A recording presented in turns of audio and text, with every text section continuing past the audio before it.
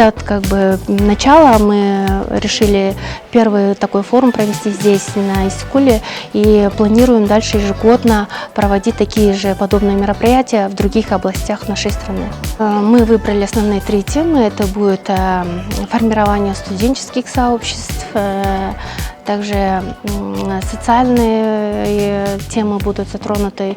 И на эти темы будут проходить круглые столы, тренинги, где именно опытные активисты будут заниматься с нашими студентами.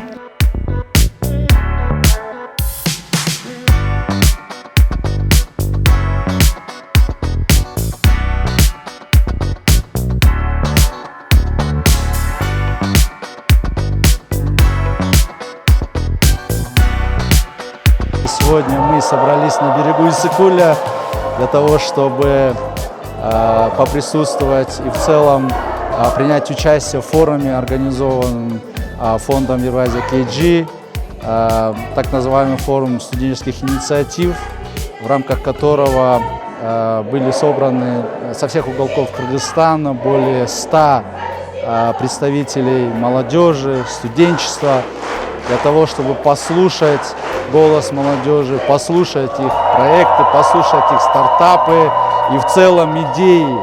Потому что вы знаете, что государственные программы, утвержденные президентом Кыргызской республики, в рамках которых молодежи, государственная программа развития до 2030 года, в рамках которой было особо уделено внимание по воспитанию нашей молодежи, для того, чтобы молодежь была вовлечена на развитие нашей страны. Поэтому данные форумы призваны найти эти пути, объединить молодежь.